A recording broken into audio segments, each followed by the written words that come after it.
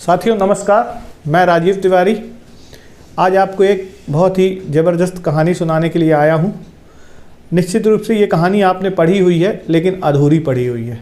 हम लोग जब छोटे थे तो मुझे अच्छे से याद है कि तीसरी या चौथी कक्षा में मैंने ये कहानी पढ़ी थी।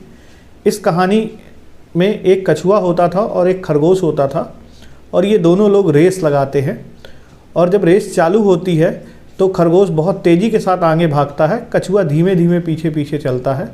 लेकिन कुछ दूरी चलने के बाद एक पेड़ आ जाता है और खरगोश सोचता है अभी तो कछुआ धीमे धीमे आ रहा है, कोई दिक्कत नहीं है, रेस तो मैं जीत जाऊंगा क्योंकि मैं फुर्तीला हूँ। और वो खरगोश उस पेड़ के नीचे आराम करने लगता है और उसकी नींद लग जाती है और धीमे धीमे कछुआ आगे आता है और निकल जाता है और विजेता कछुआ हो जाता है। इस कहानी में निश्चित रूप से हमको दो सीख मिलती थी। पहली सीख ये मिलती थी कि अगर हम धीमे धीमे भी किसी काम को करेंगे लेकिन अगर निरंतरता के साथ करेंगे, कंटिन्यूअस वे में करेंगे तो हम सफल हो सकते हैं। दूसरी जो बड़ी सीख हमको मिलती है वो सीख ये मिलती है कि अगर हमारे अंदर क्षमता है लेकिन अगर कई बार हम ओवर कॉन्फिडेंस में काम करते हैं तो क्षमता होते हुए भी हो सकता है हम हार जाएं। ये दो सीख हमको मिली थी बचपन में, लेकिन ये दोनों सीखों को हम वहीं पर छोड़ के चले आए। बेसिकली ये कहानी का पहला भाग है। इस कहानी के 3 भाग और हैं। मतलब अगर देखा जाए तो बाहर के शहरों में, बाहर के देशों में ये कहानी 4 भागों में पढ़ाई जाती है और वहाँ ये बताया जाता है कि जब भी आप हारते हो तो अपना आत्मावलोकन करो, आपकी हार का कारण और कोई नहीं है, आप खुद हो। तो कहानी के दूसरे भाग में चूँकि इस बार खरगोश हार गया था तो उसका आत्मावलोकन करने की बारी थी।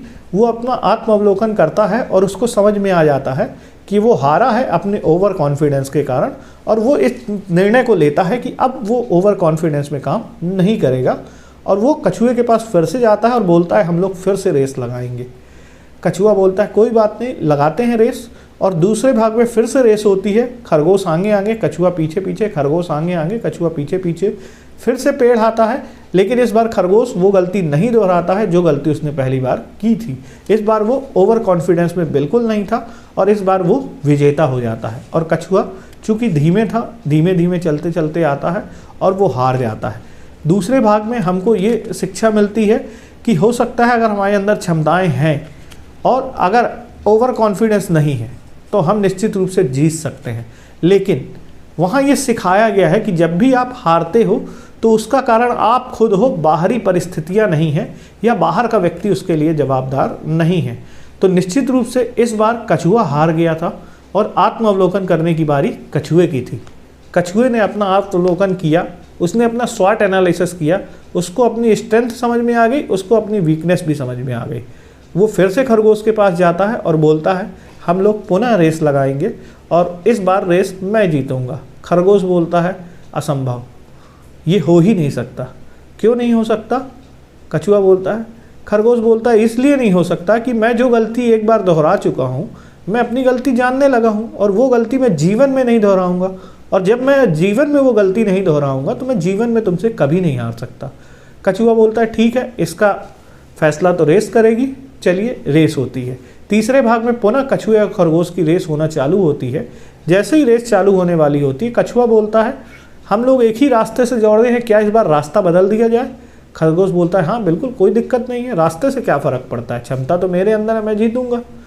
ठीक है, रेस चालू होती है। खरगोश आगे आगे कछुआ पीछे पीछे, खरगोश आगे आगे कछुआ पीछे पीछे। जैसे ही फाइनल पोजीशन आने वाली होती है एक नदी आ जाती है। उस तरफ झंडा लगा हुआ था फेंसिंग का। नदी के पास खरगोश जाके ठिठक के बैठ जाता है और धीमे धीमे कछुआ आता है और उस पार निकल जाता है। तीसरा भाग बहुत बड़ी शिक्षा देता है सर। तीसरे भाग में हमको ये शिक्षा मिलती है कि हो सकता है हमारे अंदर क्षमताएं हों लेकिन अगर हमने रास्ता गलत चुन लिया तो क्षमताओं के होने के बावजूद हम असफल हो जाएंगे।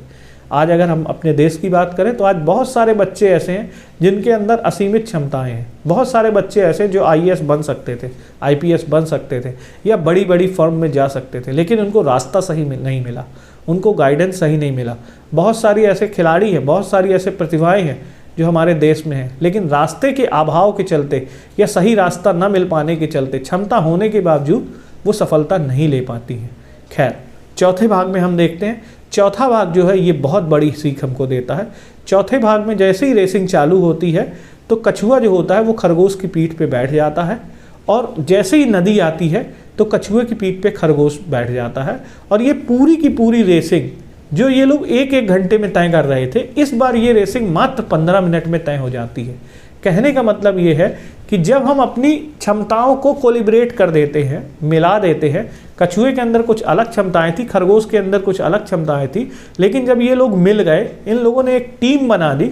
टीम का मतलब ही होता है TEAM, together everyone achieve more. जब हम लोग साथ में काम करते हैं तो साथ में हमको रिजल्ट मिलता है, और साथ में जब हमको रिजल्ट मिलता है तो जो रिजल्ट हमको बहुत देर बाद मिलने वाला है वो बहुत जल्दी मिल जाता है। इसीलिए कहा जाता है कि जब भी खेल होता है तो कोई खिलाड़ी नहीं जीतता है, टीम जीतती है। क्यों? क्योंकि टीम जो होती है, team is the collection of different kind of effort. तो हमको भी एक बढ़िया टीम बना करके काम करनी है। और यहाँ हमको एक बड़ी शिक्षा ये मिल रही है कि जब भी हमको कोई बड़ा लक्ष्य लेना है तो बड़े लक्ष्य की प्राप्ति हो सकता है एक इंडिविजुअल इंसान के लिए करना टफ हो जाए, लेकिन अगर हमने सही टीम फॉर्मेशन कर लिया तो उस बड़े लक्ष्य को हम बहुत आसानी के साथ परफॉर्म कर सकते हैं। आप देखिए, कोई भी मूवी बनती है तो किसी अकेले हीरो के कारण नहीं बनती, अकेले हीरोइन के कारण नहीं बनती, वो एक टीम वर्क होता है। आप कहीं भी देखिए जहाँ रिजल्ट बहुत अच्छे से आ रहे हैं तो वो होता है टीम वर्क का काम होता है।